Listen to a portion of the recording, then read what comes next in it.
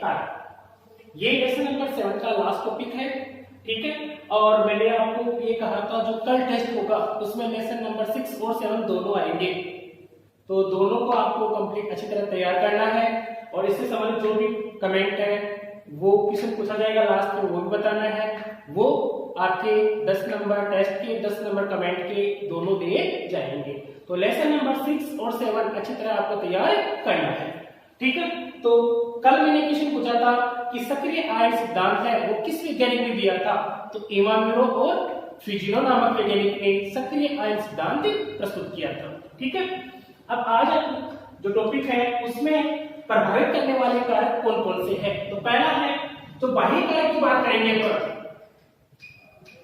बाह्य कारक है उसमें कौन कौन से, यानी जो वाष्प और सतह को प्रभावित कौन कौन से कारक करते हैं। तो बाह्य कारक अलग है और आंतरिक कारक अलग है। तो बाह्य कारक कौन कौन से हैं, तो बाह्य कारक में सबसे पहले प्रकाश, जो वाष्प और सर्जन पर प्रत्यक्ष और अप्रत्यक्ष दोनों प्रभाव प्रदर्शित करता है। प्रत्यक्ष भी करेगा और अप्रत्यक्ष भी करेगा। जो प्रत्यक्ष को रंध्रों के खुलने और बंद होने पर निर्भर करेगा, जबकि अप्रत्यक्ष रूप से तापमान बढ़ने से वाष्प और सतह में क्या हो जाएगी, वृद्धि हो जाती है। तो प्रकाश है वो वाष्प और सतह पर प्रत्यक्ष और अप्रत्यक्ष अपना प्रभाव प्रदर्शित करता है। प्रत्यक्ष रूप से रंध्रों खुलने पर और अप्रत्यक्ष रूप से जब रंध्र खुल जाते हैं, तापमान में वृद्धि हो जाती है, तो वाष्प और सतह क्या होता है, अधिक। इसी प्रकार दूसरा पॉइंट कौन सा है बाह्य कारक में, वायु। अगर वायु अधिक तेज होती है तो पत्ती के पास, जब वायु अधिक तेज होती है तो पत्ती के पास है जो नमी वाली वायु है वो वहां से चली जाती है, और यहाँ कौन सी वायु आ जाती है, शुष्क वायु। यानी टेम्परेचर बढ़ जाता है, और टेम्परेचर बढ़ जाएगा तो वाष्प और सतह भी क्या हो जाएगा, अधिक हो जाएगा, ठीक है। तो जब वायु अधिक चलती है तो नम वायु यहाँ से हट जाती है, और शुष्क वायु वहां आने के कारण यहाँ वाष्प और सतह बढ़ जाता है, ठीक है। फिर तीसरा कौन सा है, प्राप्य जल की मात्रा, यानी पौधे को प्राप्त होने वाले आसानी से जल प्राप्त होता है, आसानी से प्राप्त कर लेता है। तो यदि इसकी मात्रा, जल की मात्रा अधिक है तो वाष्प और सतह बढ़ेगा। अगर जल की मात्रा वहां पे कम है तो वाष्प और सतह भी क्या होता है, कम होता है, ठीक है। फिर है चौथा कौन सा है, तापमान। तापमान बढ़ेगा, टेम्परेचर बढ़ेगा तो वाष्प और सतह भी क्या हो जाएगा, बढ़ जाएगा। तो ये कौन से कारक होंगे, बाह्य कारक। पहला प्रकाश, वाष्प और सतह प्रत्यक्ष या अप्रत्यक्ष रूप से प्रभाव प्रदर्शित करता है। प्रत्यक्ष रूप से रंध्र खुलने पर और अप्रत्यक्ष रूप से वाष्प जो भी तापमान में वृद्धि होगी तो वाष्प और सतह बढ़ेगा। फिर दूसरा वायु का हो गया, वायु तेज होगी तो नम वायु वहां से हट जाएगी, और शुष्क वायु आ जाने के कारण वाष्प और सतह बढ़ जाता है। प्राप्य जल की मात्रा अधिक होती है तो वाष्प और सतह होता है, प्राप्य जल की मात्रा कम होती है तो वाष्प और सतह भी क्या होता है, कम। तापमान बढ़ेगा तो वाष्प और सतह भी बढ़ेगा। अब आंतरिक कारक कौन से हैं जो वाष्प और सतह को प्रभावित करते हैं।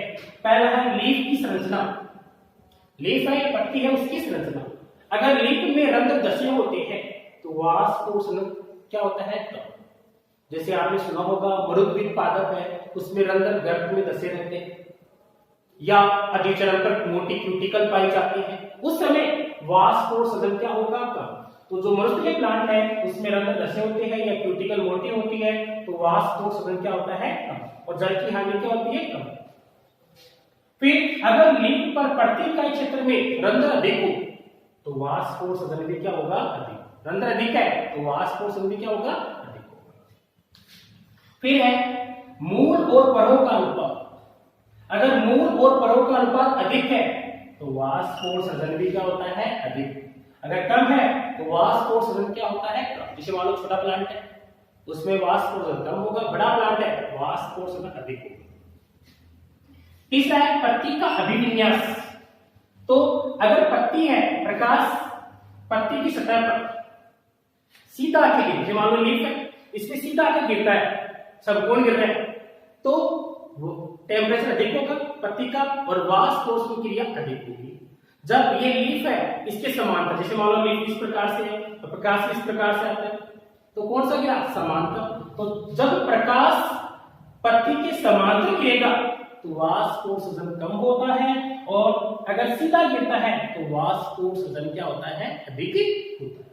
ये कारक हो गए। तो आपसे पूछ लेगा छोटा क्वेश्चन कि जो वाष्प को प्रभावित करने वाले किन्हीं दो कारक को बताएंगे, तो आप आसानी से बता सकते हैं, बहुत सारे बता देंगे। ये बाह्य कारक हो गए, ये कौन से हो गए, तो याद रह जाएगा आसानी से। प्रकाश का प्रत्यक्ष अप्रत्यक्ष प्रभाव, वायु का वाष्प बढ़ जाएगा, अधिक होगी तो जल की मात्रा अधिक तो वाष्प अधिक है, फिर कम होता है तो वाष्प कम हो जाएगा, तापमान अधिक तो वाष्प अधिक हो जाएगा। ये तीनों भूल गए। पारदर्शी होंगे तो वाष्प कम हो जाएगा, रंध्र अधिक होंगे तो वाष्प अधिक हो जाएगा, अनुपात अधिक है तो वाष्प अधिक है, और विन्यास में अगर सीधा प्रकाश गिरता है तो वाष्प अधिक, समांतर गिरता है तो कम। अब यहाँ एक क्वेश्चन है, इंपॉर्टेंट क्वेश्चन है, अच्छा आपको सभी को ध्यान देना है इस क्वेश्चन पर। यहाँ अपना टॉपिक भी है महत्व, वाष्पोत्सर्जन के महत्व को बताइए, क्या महत्व है। तो कुछ वैज्ञानिकों ने वाष्पोत्सर्जन को क्या कहा है, पादपों में पाई जाने वाली आवश्यक बुराई कहा है। मतलब कुछ वैज्ञानिकों ने यह कहा कि वाष्पोत्सर्जन आवश्यक भी है और वाष्पोत्सर्जन पादप में पाई जाने वाली बुराई भी है। दोनों काम हो गए कि चाहिए भी और उसके लिए हानि भी है, दो काम हो गए उसके लिए। तो यहां बोर्ड में क्वेश्चन पूछ सकते हैं, बोर्ड के लिए भी इंपॉर्टेंट क्वेश्चन है, ठीक है। यहां क्वेश्चन आएगा कि वाष्पोत्सर्जन पादपों में पाई जाने वाली आवश्यक बुराई है, इस कथन को समझाइए। वाष्पोत्सर्जन पादपों में पाई जाने वाली एक आवश्यक बुराई है, इस कथन को समझाइए, ठीक है। इस पर आप मैं टेस्ट में भी दे सकता हूं। तो क्यों, कुछ वैज्ञानिकों ने क्यों कहा, तो उसके लिए ये पॉइंट्स है। क्यों, क्योंकि ये लाभदायक भी है और हानिकारक भी है। अब मैं दोनों आपको बताता हूं, लाभदायक तो क्यों है, हानिकारक क्यों है। तो आप पहले तो ये लिखेंगे, वाष्पोत्सर्जन पाई जाने वाली पादपों में आवश्यक बुराई है। क्यों, क्योंकि इसमें इसके द्वारा लाभदायक क्रियाएं निम्न होती है। कौन सी, अगर वाष्पोत्सर्जन की क्रिया होती है तो वहां जल की कमी हो जाएगी, जल की कमी हो जाएगी तो डीपीटी बढ़ जाएगी, और कौन सा दाब उत्पन्न हो जाएगा, शोषण दाब। शोषण दाब उत्पन्न होगा तो जल का क्या हो जाएगा, अवशोषण, और जल का अवशोषण होता है तो जल के साथ खनिज लवण भी अवशोषण हो जाते हैं। फायदा हो गया भाई, पादप है, ये पादप है, इस पादप में वाष्पोत्सर्जन होगा तो जल की कमी होगी तो जल नीचे से ये सोखेगा, यानी डीपीटी बढ़ेगी तो जल के द्वारा जल के साथ खनिज लवणों का भी अवशोषण हो जाएगा और पादप की विभिन्न भागों को मिल जाता है। तो वाष्पोत्सर्जन होगा तो जल और खनिज लवण है दोनों की अवशोषण की दर बढ़ जाती है, प्लांट की मुकाम बन जाती है, पहला फायदा। दूसरा, अगर ये क्रिया होती है तो कौन सा दाब उत्पन्न हो जाएगा, शोषण दाब, और शोषण दाब उत्पन्न हो जाएगा तो कौन सी क्रिया हो जाती है, रसारोहण की क्रिया भी हो जाती है। गुरुत्व बल के विपरीत जल के ऊपर चढ़ने की क्रिया है, वो क्या कहलाती है, रसारोहण। तो रसारोहण की कुछ क्रिया भी वाष्पोत्सर्जन के कारण ही होती है। तो आपने पढ़ा था वाष्पोत्सर्जन सहसंजन तनाव सिद्धांत, वो इसी प्रकार से उत्पन्न हुआ था। तो ये दोनों क्रिया वाष्पोत्सर्जन के कारण ही होती है, तो दोनों से फायदा हुआ प्लांट को। तीसरा, गर्मियों के अंदर टेम्परेचर बढ़ जाता है, उस समय तापमान को क्या करता है, ये नियंत्रित करता है। क्या करता है, तापमान को नियंत्रित। फिर जल का निष्क्रिय अवशोषण इसके द्वारा चलता रहता है, यानी एटीपी खर्च नहीं होती है और जल का अवशोषण भी होता रहता है। फलों को मीठा बनाने में भी ये वाष्पोत्सर्जन क्रिया फायदा करती है। फिर अनावश्यक जल है, अगर शरीर में बहुत अनावश्यक जल हो गया, मान लीजिए आवश्यकता से अधिक हो गया, नीचे भी अधिक हो गया, उस समय उसको बाहर निकालने में भी वाष्पोत्सर्जन क्या है, आवश्यक। तो ये सब पांचों पॉइंट है, वो क्या है, लाभ प्रदान कर रहे हैं। और ये किसके दौरान हो रहे हैं, वाष्पोत्सर्जन के कारण। तो वाष्पोत्सर्जन की क्रिया पादप के लिए क्या है, लाभदायक। तो ये तो खत्म हो गया साहब। अब इसमें आवश्यक बुराई भी है, आवश्यक का काम हो गया, बुराई क्या है, देखो मैंने नोट लिख के लिखा है। अगर अवशोषण कम होता है, अवशोषण कम हो रहा है, ठीक है, और जल की कमी है वहां पर और अवशोषण भी कम हो रहा है, तो वहां वाष्पोत्सर्जन क्या होगा, बिल्कुल कम। और वाष्पोत्सर्जन कम होता है तो पत्तियों में क्या आती है, अस्थायी मलानी यानी मुरझा जाती है। और लंबे समय तक ये क्रिया चलती रही, जल का अवशोषण नहीं किया गया और जल का अवशोषण नहीं किया जाएगा तो पूरी पत्तियां मुरझा जाएंगी और प्लांट क्या हो जाएगा, नष्ट हो जाएगा, जिसके कारण उसकी क्या हो जाती है, मृत्यु भी हो जाती है। तो ये इससे हानि भी है। और ये लाभ भी है। इस कारण ये आवश्यक बुराई माना जाता है। तो ये क्वेश्चन में बिल्कुल ध्यान देना चित्र है, ठीक है। अब इसके बाद में लास्ट टॉपिक है अपना बिंदुस्राव। हाँ, इसके बाद इस चैप्टर का लास्ट टॉपिक है बिंदुस्राव, ठीक है, और रसस्राव। दो पॉइंट पढ़ेंगे यहाँ पर, और यहाँ पर दोनों की परिभाषा इंपॉर्टेंट है, साथ में इनमें अंतर। टेस्ट के लिए भी इंपॉर्टेंट क्वेश्चन है आपके लिए कि बिंदुस्राव और रसस्राव में अंतर लिखिए या दोनों की परिभाषा पूछ ली जाए, ठीक है। तो सबसे पहले बिंदुस्राव है, इसके लिए किसने बताया था? डी पेरी ने बताया था 1869 में। इसने बताया था डी पेरी नामक वैज्ञानिक ने। अब बिंदुस्राव क्या होता है? कुछ शाकीय प्लांट, ये छोटे प्लांट है, कुछ शाकीय प्लांट जिनका तना प्राय क्या होता है? हरा ही होता है, छोटे होते हैं। तो कुछ शाकीय प्लांट होते हैं, उनकी पत्तियों के किनारे या उनके शीर्ष पर, जैसे मान लो ये छोटा शाक है, उसके किनारे पर या शीर्ष पर प्रातः काल के समय जल की बूंदें दिखाई देती है, तो उसे अपन क्या कहते हैं? बिंदुस्राव कहते हैं। तो कुछ शाकीय पौधे हैं, यानी हरे छोटे प्लांट है, तो सुबह के समय में पत्तियों के किनारे या शीर्ष पर जल की बूंदें दिखाई देती है, तो उसे अपन क्या कहते हैं? बिंदुस्राव कहते हैं। दोबारा देखिए परिभाषा, कुछ शाकीय पौधों के पत्तियों के किनारे व शीर्ष भाग पर जल की छोटी छोटी बूंदें पाई जाती है, जिसे अपन क्या कहते हैं? बिंदुस्राव, ठीक है। जैसे टमाटर है, घास है, सरसों है, इनमें कौन सी क्रिया होती है? बिंदुस्राव की क्रिया। तो एग्जाम्पल बताइए, तो टमाटर है, घास है, सरसों है, आदि प्लांट में कौन सी क्रिया देखी जा सकती है प्रातः काल के समय? बिंदुस्राव, ठीक है। अब जिन यानी बिंदुस्राव क्रिया होती है, तो जिन रंध्रों से जल बाहर निकलता है, उन रंध्रों को क्या कहते हैं? जलरंध्र कहते हैं।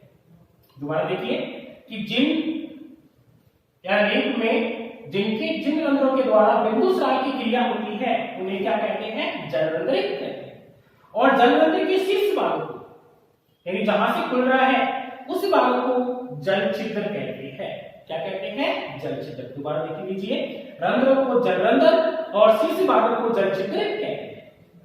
और इनको घेरने वाली कोशिका, यानी जलरंध्र को चारों तरफ से घेर रखी है कोशिका, उनमें क्या नहीं होती है? गति नहीं होती है, और गति नहीं होने के कारण रंध्र हमेशा खुले ही रहते हैं। जैसे सामान्य रंध्र बड़ा था तो उस दिन के समय खुल गया था, रात में बंद हो गया था। इस प्रकार से यहाँ कोई क्रिया नहीं पाई थी। क्यों? क्योंकि इसके घेरने वाली कोशिकाओं के अंदर गति नहीं पाई जाती है। फिर है नेक्स्ट पॉइंट, जलरंध्र के अंदर की जो और कोशिका का समूह होता है, मर्दुतकीय कोशिकाओं का जो समूह होता है, जिसे क्या कहा जाता है? एपिथेलियम कहा जाता है। देखिए यहाँ पर कि घेरने वाली जो सेल्स होती है उनमें गति नहीं होती है, तो रंध्र हमेशा खुले रहते हैं। अब इसके नीचे की तरफ जहां रंध्र है, उसके नीचे की तरफ विशेष प्रकार की मर्दुतकीय कोशिका होती है, जिसे क्या कहा जाता है? एपिथेलियम कहा जाता है। तो एपिथेलियम किसे कहते हैं? तो जलरंध्र में अंदर की तरफ कोशिका, मर्दुतकीय कोशिकाओं के समूह को क्या कहते हैं? एपिथेलियम कहते हैं, ठीक है। अब ये क्रिया कब होती है? तो जब जल अवशोषण क्या होता है? अधिक, और वाष्प अवशोषण क्या होता है? कम। इन जल का अवशोषण तो अधिक कर लिया जाएगा और बाहर वाष्प अवशोषण नहीं हो रहा है, तो कौन सा दाब बढ़ जाता है? मूल दाब बढ़ जाता है। कौन दाब बढ़ जाता है? मूल दाब। जल का अवशोषण अधिक कर लिया, वाष्प अवशोषण नहीं हो रहा है, तो मूल दाब क्या हो जाता है? अधिक। और कौन सी क्रिया हो जाती है? बिंदुस्राव की क्रिया हो जाती है। दोबारा रिपीट करता हूं, प्रातः काल के समय शाकीय पौधों के शीर्ष पर या किनारों पर जल की बूंदें हैं, उन्हें अपन क्या कहते हैं? बिंदुस्राव कहते हैं। फिर एग्जाम्पल टमाटर, घास, सरसों।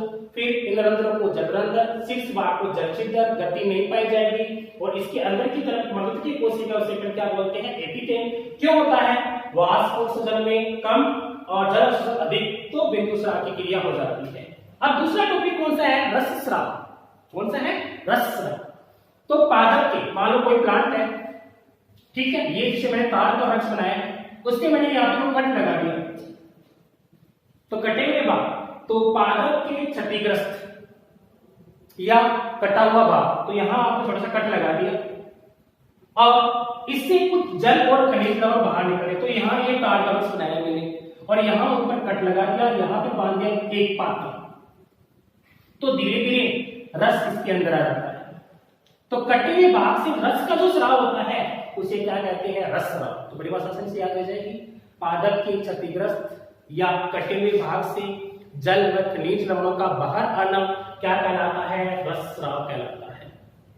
पादप के कटे हुए भाग से खनिज लवण जल का बाहर आना क्या कहलाता है? रस स्राव। अब इसमें क्या होती है? जाइलम की वाहिका क्या होती है? क्षतिग्रस्त।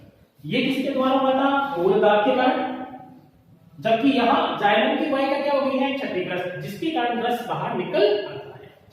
ठीक है, तो इसमें दो पॉइंट हो गए हैं। एग्जांपल आपसे पूछे, रबर की जो प्लांट है उसको कट लगाया जाता है जिससे लेटेक्स निकलेगा, उससे रबर बनाया जाता है आसानी से। फिर है ताड़ का वृक्ष। ये ताड़ का वृक्ष बड़ा वृक्ष होता है जिसको कट कर दिया जाता है। कट करके यहाँ पर विशेष प्रकार के जल और खनिज लवण आ जाते हैं जो एक दिन में लगभग 50 लीटर तक प्राप्त हो जाता है। एक वृक्ष से लगभग 50 लीटर प्राप्त हो जाता है, जिसको पीने में काम में लिया जाता है, जिसे क्या कहते हैं? ताड़ी कहते हैं। तो ताड़ के वृक्ष से पात्र लगाकर एक दिन में लगभग 50 लीटर क्या बनाई जाती है? ताड़ी बनाई जाती है। तो